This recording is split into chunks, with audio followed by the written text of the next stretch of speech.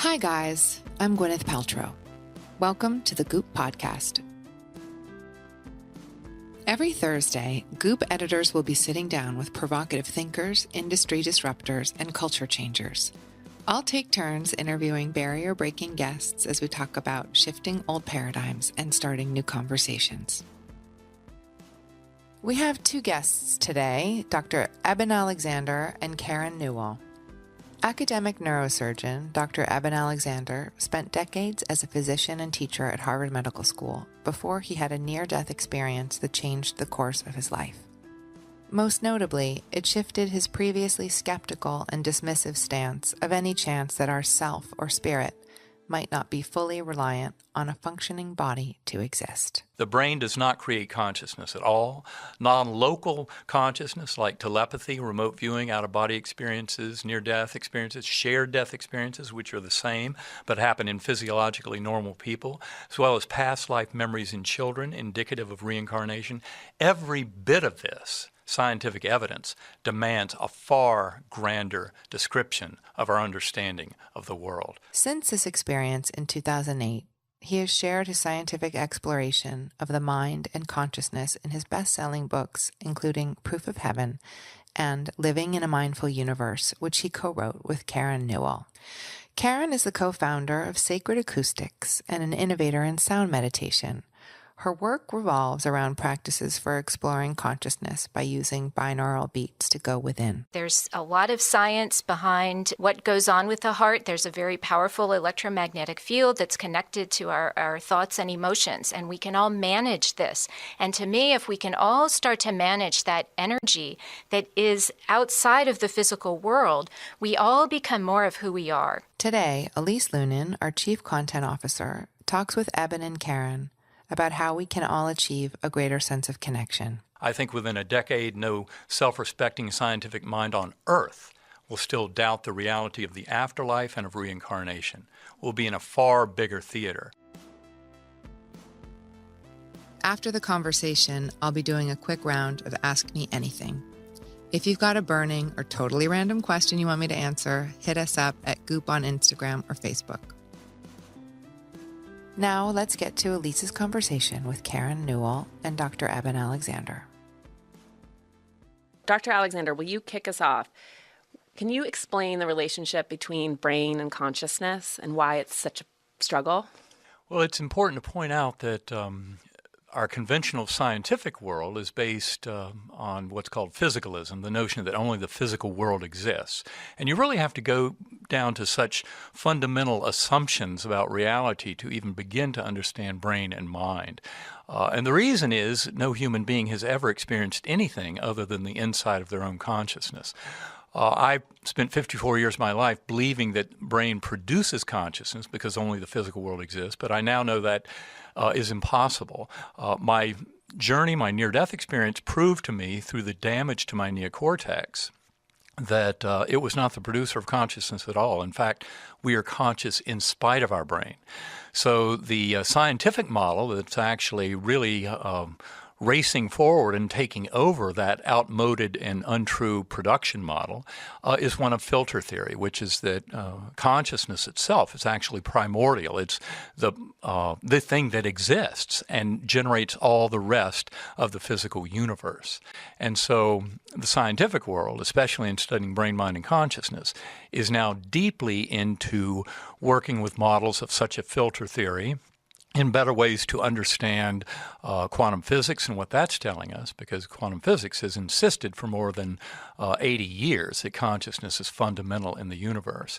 And so really we're at a point now where, with a huge shift in understanding that the universe is much bigger than just that little physical universe that was supposed to produce consciousness out of the matter of the brain, we now just realize that we're discovering the laws of the natural world. It's not just about, some woo-woo spirituality. This is just the way the natural world works.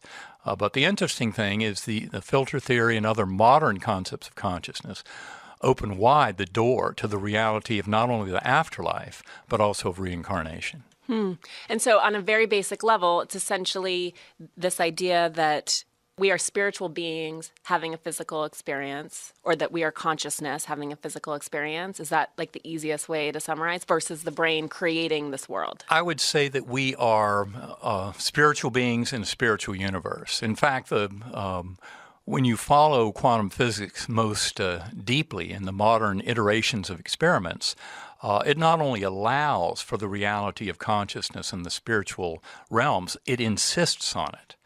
It's actually demanding. And it really is, the best way to look at it is that each and every one of us is one with the universe, and the universe is conscious. So each and every one of us is basically an eddy current of awareness, and yet we're all really sharing one mind. One of the things that I loved about the book is that you, Karen, just sort of intuitively felt that this is true, right? Like your past couldn't be in some ways more different, right? Like as the scientist, neurosurgeon, struggling through these issues of the brain, and then you are like, well, isn't this obvious? Yeah. It was obvious. In fact, when we first met, that's exactly what came up. I knew he had had a near-death experience, but I didn't know much about it. It was before his book had come out. But I knew people learned really deep spiritual lessons on their near-death experiences. So I asked him, what did you learn? And he says to me, the brain doesn't create consciousness. And I thought, wow. And then I said, why would anyone think that it does? Because it confused me. I didn't know that that was kind of the fulcrum of materialist science, that the consciousness arises from physical matter, which is the brain. And I knew just from my own personal experience and all the reading I had done, and really experience is the key. Once you start to have your own experiences, you realize that the physical world is just an illusion that we live in. But it's a very important illusion because we're all here to learn important lessons. And that consciousness that creates all of physical reality, as Eben says, is us. And so to me, that's the most important thing that we need to learn about. Physics is important because we want to know how our physical world works, but I was much more interested in how our non-physical world works. And so I explored many, many ways to get into that consciousness and, do different breathing exercises. There's different kind of music, different kind of exercises, physical exercise like Qigong. There's all kinds of visualizations you can do, hypnosis, self-hypnosis, breath work, animal communication, astral travel, telepathy. I've tried it all. And there's so many ways to get into these things. And what I learned is that we're all very unique. We all have different ways of getting into these states. And so it's important to try for yourself all of these different techniques, whether it's a float tank or just sitting quietly and watching your breath. These types of things can help you get in touch beyond that racing mind that we're all used to having, when we try to maybe sit down and meditate. When you can get beyond all that, you reach the observer that Eben talks about in quantum mechanics. The observer is so key in how experimental results come out, and that observer is us. So it's interesting too, I feel like you guys probably represent the dichotomy in our world where you can sort of take this and know that it's true inherently, and you as a doctor and a scientist are how do I bring this community along? How do you build enough evidence of proof? How do you think that the medical world in particular can bridge these subjective and objective experiences of consciousness? And how does that inform the way that we heal? Well, I think the medical world is perfectly poised. It's interesting, the most profound everyday example of the reality of mind over matter and the primacy of consciousness is the placebo effect. Placebo effect has been around for thousands of years, but it was formally defined, say, in the 1950s. Placebo effect is actually getting stronger over time. It's really astonishing, and it's not a minimal effect. It's gigantic. Ask Big Pharma what they think of placebo effect. They look at it as a horrible nemesis because every study they do trying to prove the efficacy of a drug or a new surgical procedure, often has to be compared to placebo. And that's because the medical profession acknowledges very strongly that placebo's very real. You have people with stage 4 cancer who actually believe they're doing something that'll make them better, Even though it might just be a sugar pill, in some cases you can have disappearance of the cancer. Now that's a real shocker, and it actually completely defies the conventional model of materialist science that is taught in medical schools. So it's interesting that right there in medicine you have the best example of mind over matter and the fact that consciousness is primordial in the universe.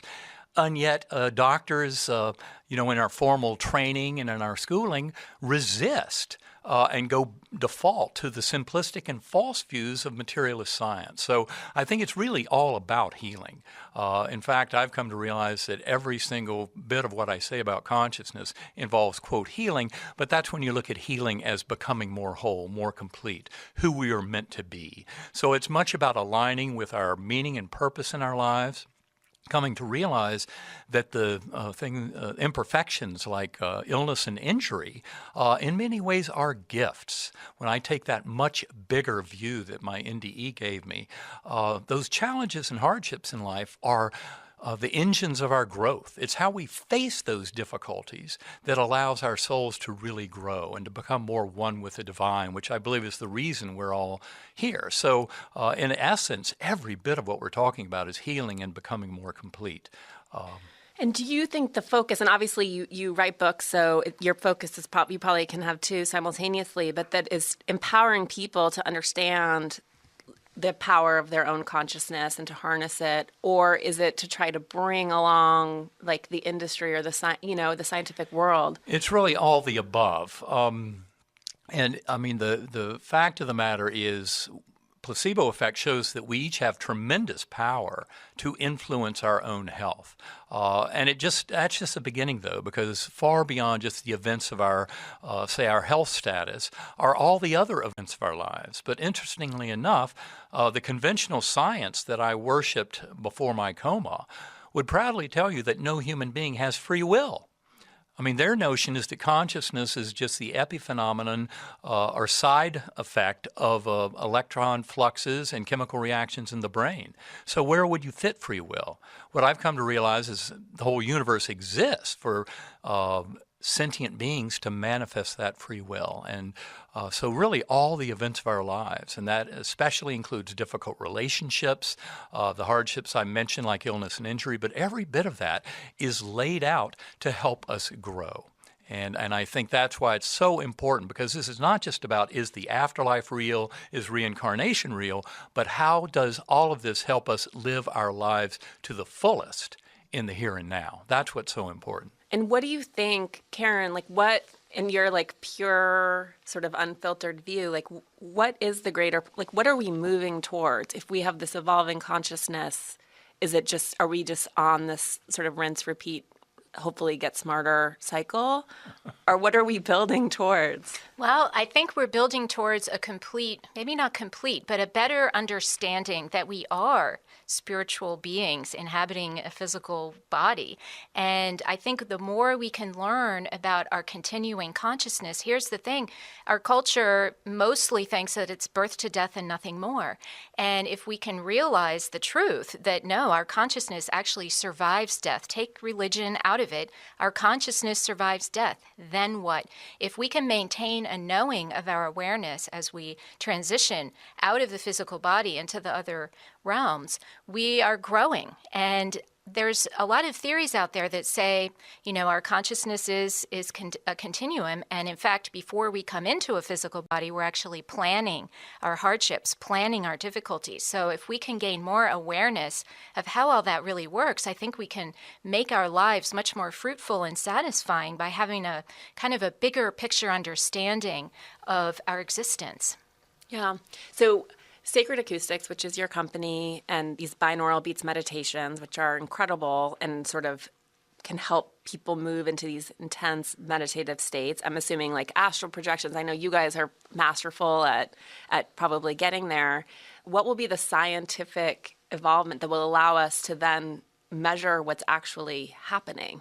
I think it really depends on what you're trying to do. I mean, if we're trying to heal people of certain physical conditions, how much power does our mind actually have to work in that kind of setting? Are you assessing the power of prayer, for example, to work in various healing, either of self or of others?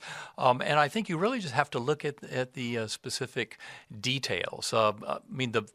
From our point of view, really all facets of life improve with the practice of going within. I use sacred acoustics tones for deep meditation, centering prayer, an hour or two a day.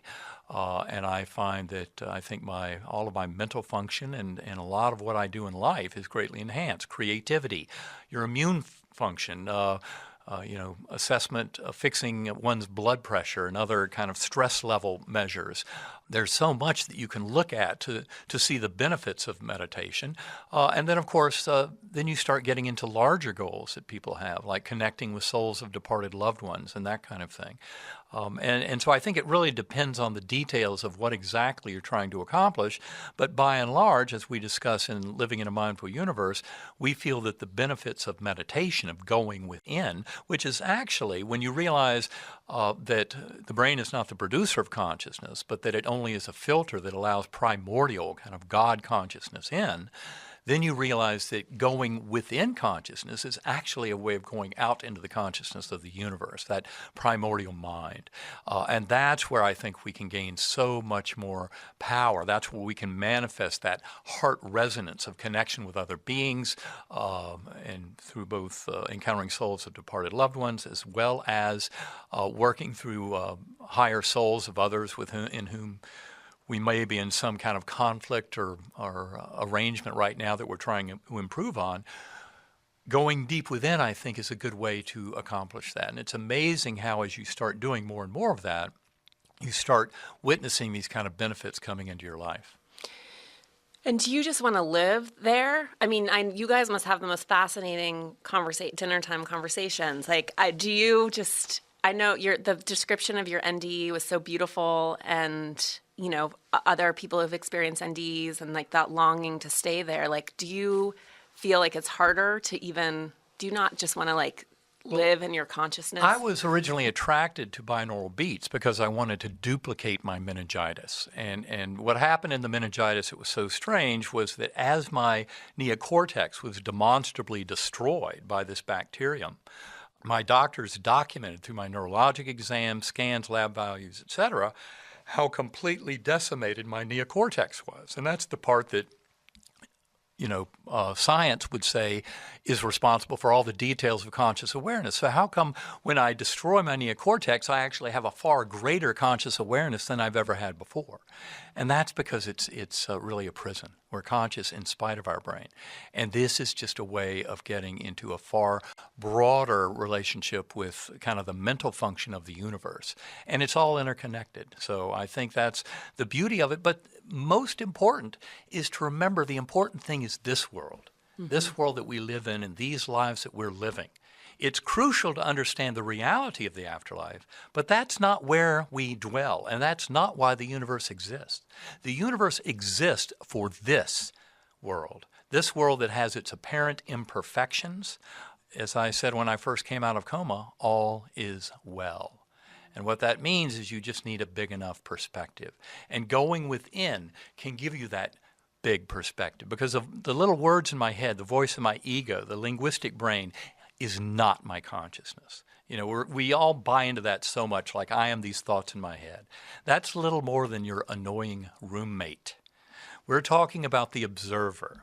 The observer is far, far grander than that. The observer is what you reunite with at physical death. That's what near-death experiencers have been telling us about for thousands of years.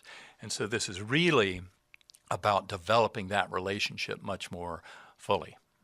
And so is the goal ultimately, like when you having this expanded perspective and then you come back and you think about all the suffering in the world and are we going to have a nuclear holocaust and all of the stuff going on? Like what's the greater perspective that we're just like working through this stuff? They're all soul lessons. Yeah, exactly that. The hardships in our lives are exactly the engines for our soul growth. Look back at your life.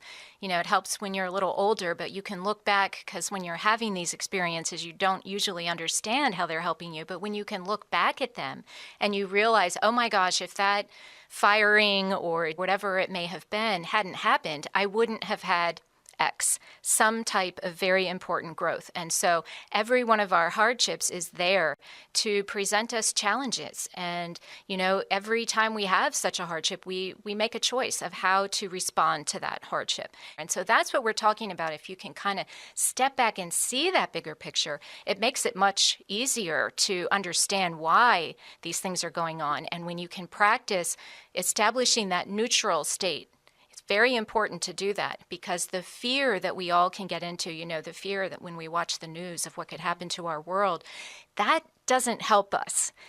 Wallowing in that kind of fear and negativity, if you realize your consciousness is helping to create unfolding reality, then if you're living in fear all the time, it's not such a great contribution to the whole. And so the more we can kind of get neutral, A, you can see that bigger picture, and B, you can rise above that fear into that neutral space. And that is absolutely a very key practice of any kind of meditative practice, is being able to find that neutral space above all of the kind of emotional reactive kind of things we're in every day. I even say that, with enough practice, you could potentially be in an emotional argument with someone.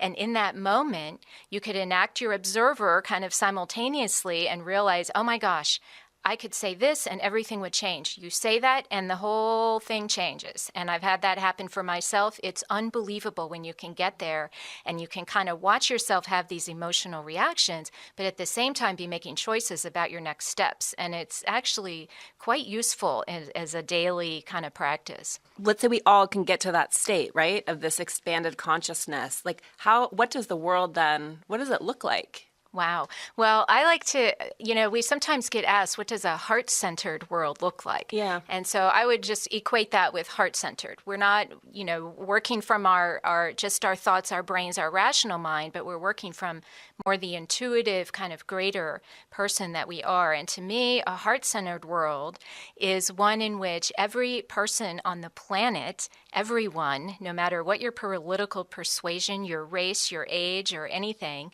you're actually going in every single day, checking in with that heart space. This is not your thoughts. This is not your linguistic mind. This is your feeling state, your hopefully calm state. Checking in with that and feeling that energy. There's a lot of science behind what goes on with the heart. There's a very powerful electromagnetic field that's connected to our thoughts and emotions, and we can all manage this. And to me, if we can all start to manage that energy that is outside of the physical world, we all become more of who we are. We become more of what we came here to be. We find our purpose, we live our purpose, and when everyone's living their purpose, part of knowing your heart is becoming more intuitive. So let's say we can all know what each other's really thinking. That would be a completely different world if we couldn't lie to each other. I mean, just imagine, the imagination is everything. Einstein even said that knowledge is nothing. Imagination is everything. What we do with our imaginations is sky's the limit. That's how we get inventions, innovations. All of us have the ability to tap into that and get inspired. And the more we can each bring our unique gift to the world, the more I think we can really reach what humanity's really here to experience together. And that's love. Love. Good job. That is the correct answer. I passed the test. You passed the test. And I think it's important to point out, though, that that is the lesson that humanity has been charged to learn for the last 5,000 years.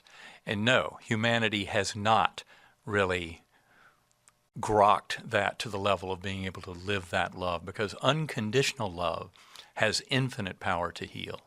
And that's something that Karen and I often cover deeply in our workshops about exploring heart consciousness, but also in realizing that all the choices that we make in life, we can make those choices out of love and the higher good, or we can make those choices out of fear and anxiety and other bases. But the reality is, and I guess you can understand, is given the big answer to the question, yes, love is absolutely it. And the more we explore and express that unconditional love, not only for our neighbors and our enemies, but especially for ourselves, After my coma, I came to realize that the vast majority of the world's problems are that we don't even love ourselves enough. And I don't mean some egocentric or greedy love for self, selfish love, but actually a very grand love that's worthy of the spiritual beings that we are, that are directly connected with that divine source of all creation in the universe.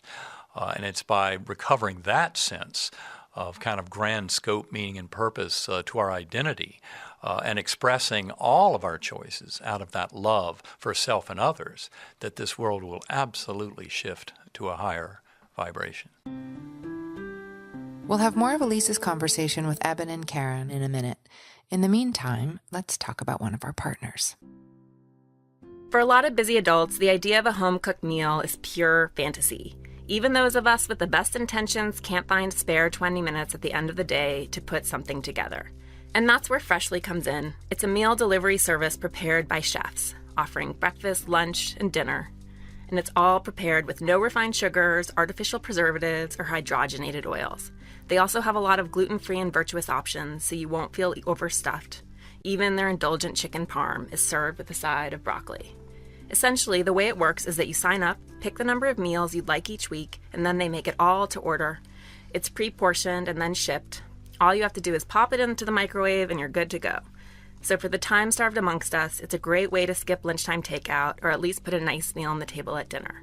Go to freshly.com/goop to get $25 off your first order of 6 meals.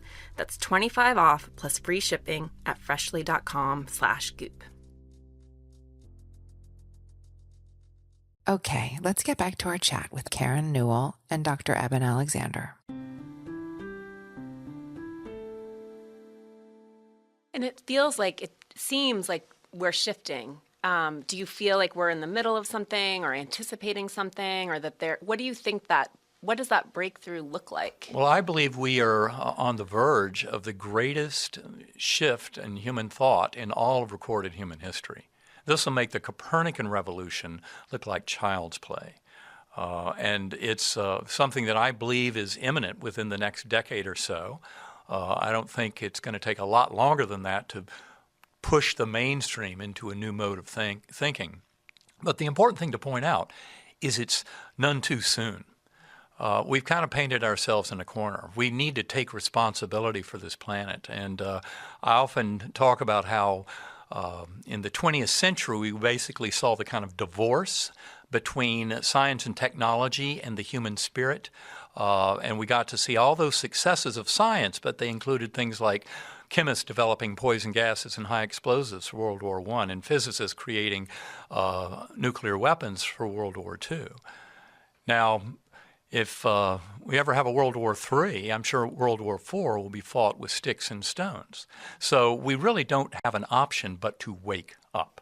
And I believe that all that we see is exactly that. And I would say it's the culmination not just of a few years or decades of hard work of understanding, but of 5,000 years, and a coalescence of the greatest wisdom out of spiritual traditions, both East and West, as well as the leading edges of cosmology and quantum physics today in trying to understand the relationship between brain and mind.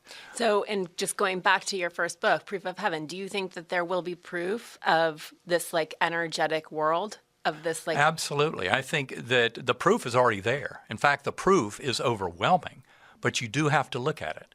And there are a number of scientists in this world who claim to be, open-minded scientists, but they've never even studied the evidence for this because it doesn't fit the physicalist model. They simply say, why waste my time on the evidence? That's kind of how I was before my coma. My patients could tell me about these adventures, but I thought the brain creates consciousness, so who cares what hallucinations the dying brain has on the way out? Big deal. But no, when you study the evidence, it is absolutely overwhelming. People often ask me, what do your skeptical scientific colleagues think about your story? Well, in fact, Really, the scientific opinions on my story are very supportive, and that's from scientists who realize the mind-body discussion is wide open for real answers. The brain does not create consciousness at all. Non-local consciousness like telepathy, remote viewing, out-of-body experiences, near-death experiences, shared death experiences, which are the same but happen in physiologically normal people, as well as past life memories in children indicative of reincarnation. Every bit of this scientific evidence demands a far grander description of our understanding of the world. I think within a decade, no self-respecting scientific mind on Earth will still doubt the reality of the afterlife and of reincarnation. We'll be in a far bigger theater. And also, important to point out that as humankind begins to discover that it's no longer a question of whether you want to believe in that and whether it occurs, but let's pay attention to the evidence. There's no denying that every one of us will have a life review. Every one of us will reunite with our higher souls and with our soul groups, and will then plan our next incarnations, hopefully to get it better next time. So we need to pay attention to the details and the scientific understanding, because it's crucial to each and every human being to live their lives as if they are a spiritual being where love binds us all together, because we'll reap what we sow. Thanks for joining our conversation with Karen Newell and Dr. Eben Alexander. I love Karen's idea of a heart-centered world and found Eben's wake-up call pretty compelling. You can see more of what they're up to at sacredacoustics.com and ebenalexander.com. You can also learn more about their work and binaural beats at goop.com/thepodcast. Now it's time for this week's Ask Me Anything.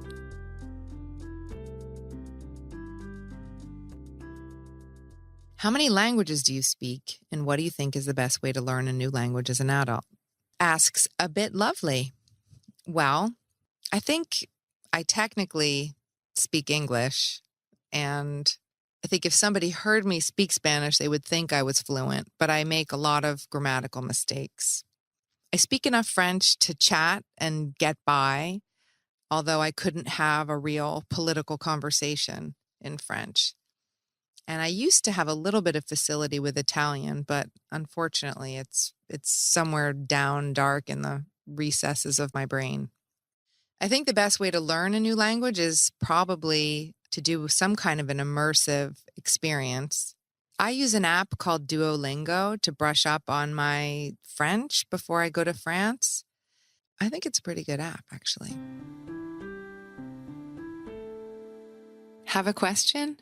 Drop us a line at Goop on Instagram or Facebook. That's it for this week's episode of the Goop Podcast. Thanks for tuning in. If you liked what you heard, please rate, review, and share with your friends. To keep up with new episodes, just hit subscribe. And for more info, head over to goop.com/thepodcast. See you next week.